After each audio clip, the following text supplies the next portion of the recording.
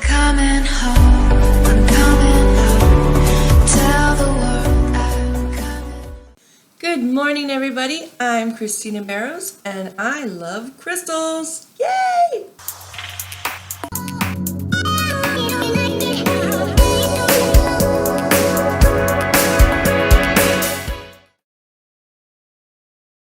I wanted to do a little video about how I personally like to cleanse and clear my crystals. I've heard a lot of different techniques and different ways, but I personally go by the rule smoke or other crystals. Those are my two ways to clear stones. So let's start with smoke. When I refer to smoke for clearing crystals, I'm talking about smudging. This is a little smudge set that I have, and smudging is a term that we use to describe the act of taking an incense and lighting it to clear an area or a space of negative energy. So one of the most popular smudging tools is called sage. These are some sage examples. I got a sage bundle here going. Here's one that's almost dead. But this is white sage. I actually harvested this myself in San Diego, California. It grows a lot alongside the roads and things. But this is a great tool for clearing and cleansing your crystals, your environment, your thought space. It's really good just as an energetic clearer or a sort of thought clearer and energy scrubber, I like to say. So when we're clearing our crystals, we want to get the smoke going to a nice thick plume. Get a nice thick plume going on your smoke. And the smoke is what is kind of acting as a clearing mechanism for your crystals. So here I have a lovely quartz crystal here, and this is how I sort of clear and cleanse my crystal. I make sure I put a lot of focus and attention on the crystal itself, and I watch as the smoke comes and rises around it, and I see in my mind's eye whatever energies or heaviness that might be trapped in the crystal being cleansed and cleared by the sage smoke. Now, sage smoke is very heavy and it's a very acquired smell. It's kind of strong. Some people don't seem to like it as much. So for an alternative to sage, I really like Palo Santo. This is a holy wood from the South Americas. I believe it's related to like frankincense and myrrh or something like that. And it's used in shamanic practices, cleansing and clearing negative energy, as well as sealing and protecting the area. So Palo is more effective in the fact that it kind of leaves this sort of protection feeling, whereas sage is just a great cleanser and clearing, just clears everything out. And then you can burn something like frankincense and myrrh to get in a sort of protection sealant from the gods, whatever you believe energetically. But I personally like the Palo Santo wood. It has the most beautiful smell, and some of my friends are now etching really cool symbols on them, which I believe actually raise the vibrational energy of the wood. So that was about smudging, and it's very simple. You can even use frankincense and myrrh sage or other incenses that you like, mixtures and things for energetic signatures to clear your crystals depending on how often you use them, energetically heavy you feel they are, and realize that energy is neutral, completely neutral, and it's our thoughts and feelings about the energy that makes it heavy or negative or any way.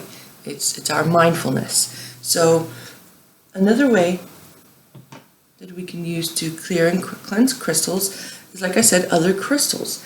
A really go-to stone for me would be salt. This is Himalayan rock salt. This is a really great way to cleanse your crystals. I found this slab at the grocery store. It was like $4, and you can cut sushi on it, or you can prepare crystal cleansing. So you place your crystals up on there and get a nice little charging plate going. This is a lot less maintenance than doing the smudging. The smudging, you have to be active and very present with your crystals. This is a little more passive, where you can just leave them overnight or however long you feel they need to be on the plate. There's also Himalayan rock salt lamps. I have one of those.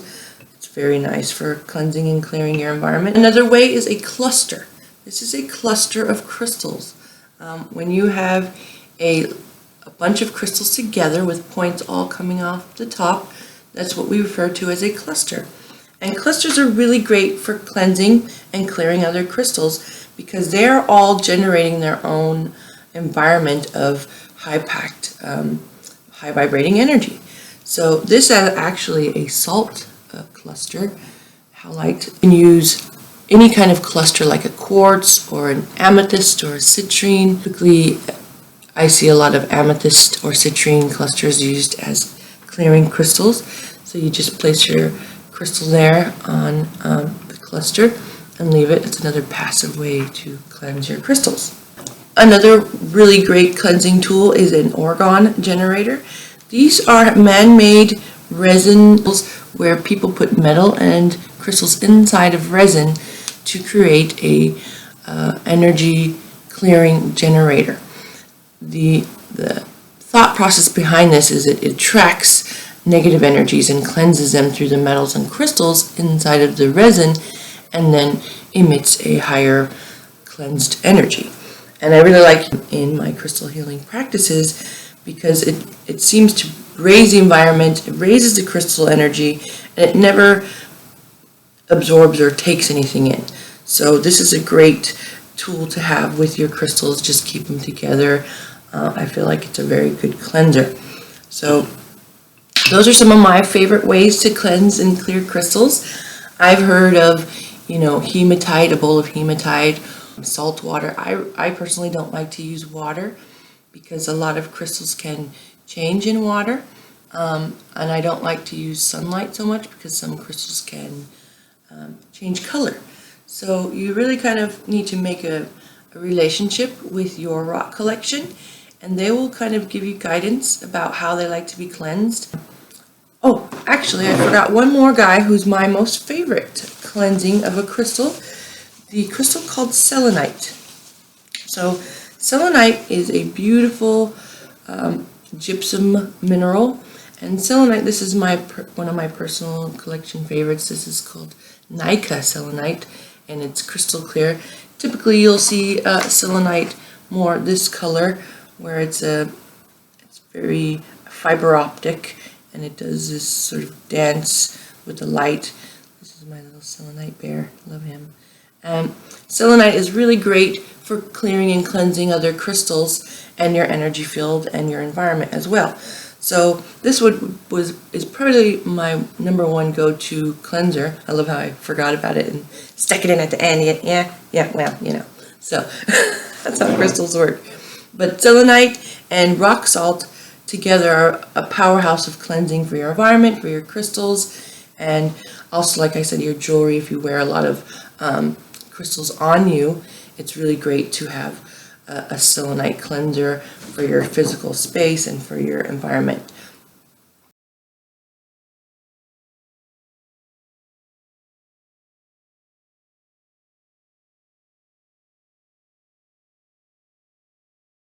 And that's a really great way to cleanse your crystals. So please let me know how you like to cleanse your crystals. I didn't really get into charging them as much because I just want to talk about clearing them. There are ways to charge your crystals, and we can go into that in another time. But I want to know, what's your most effective way? Some people like to do salt in a bowl and then another bowl on top, and then put their crystals in there. I had one friend, she would put hematite all over her body and wear it as like a cleanser for herself and her jewelry. And I've heard citrine is a cleanser and clearing crystal, although to me, I don't really go with the citrine. She's so cute. So yes, please let me know what you think and what you like to use, and have a beautiful, blessed, crystal day.